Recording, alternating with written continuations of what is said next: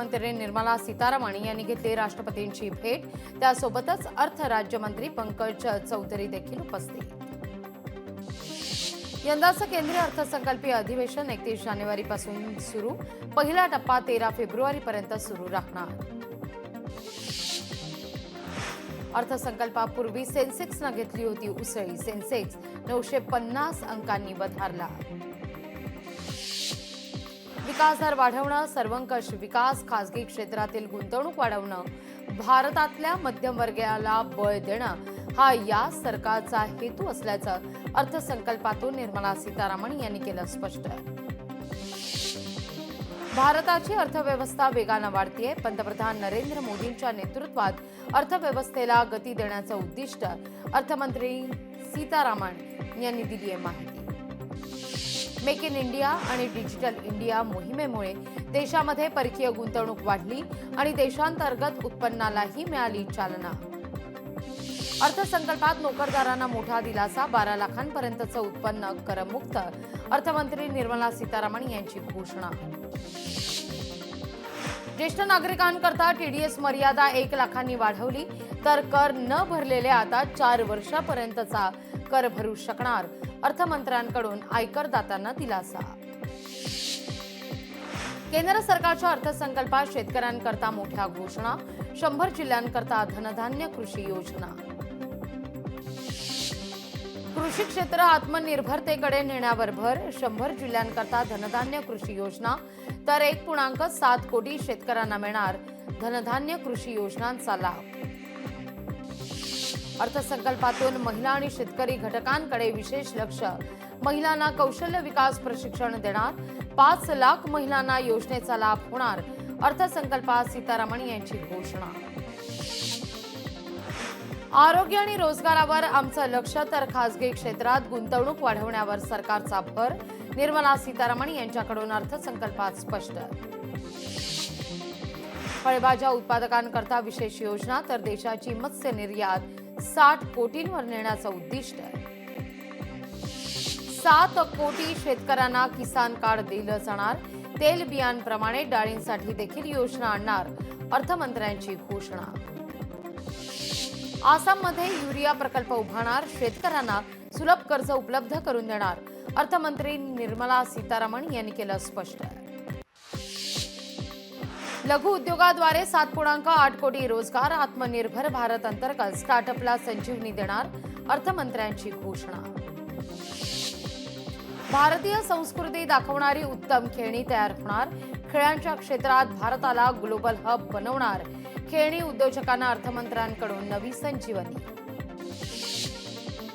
उडाण योजना नव्यानं स्थापन होणार। उडाण योजनेत पूर्वांतर राज्यांकडे विशेष लक्ष।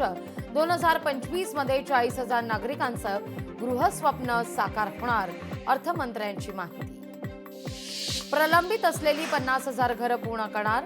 50 नवी पर्यटन स्थळं तयार होणार। पर्यटन स्थळ विकासातून रोजगार निर्मिती होणार। अर्थमंत्र्यांनी केलं जाहीर। वैद्यकीय महाविद्यालयामध्ये पुढील वर्षी 10,000 जागा वाढवल्या जाणार। निर्मला सीतारामन यांची विद्यार्थ्यांप्रती दिलासादायक घोषणा। सर्व सरकारी माध्यमिक शाळांना ब्रॉडबँड सेवा दिली जाणार। ई श्रम पोर्टल सुरू करणार।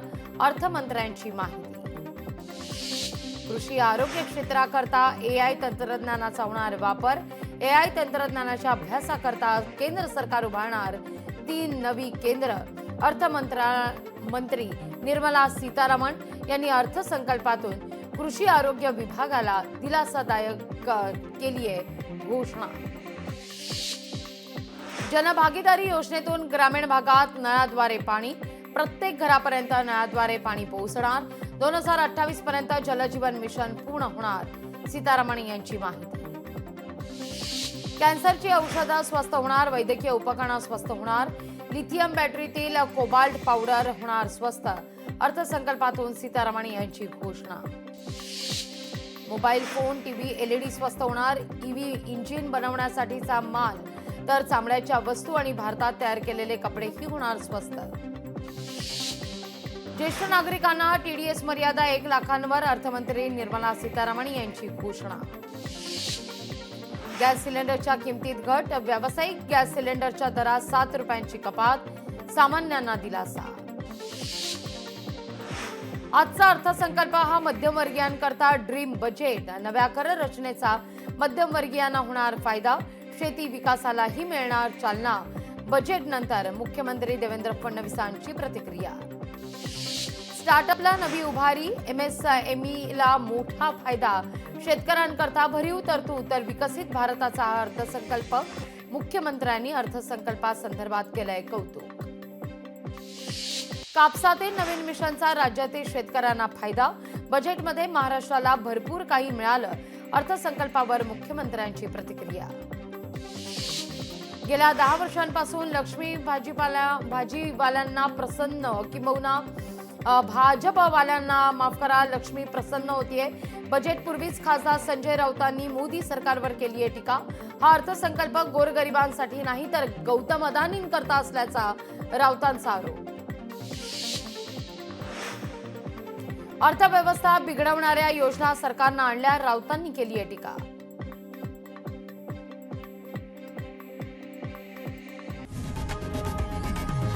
लोकशाही मराठी ऐका, पहा, जागरूक रहा.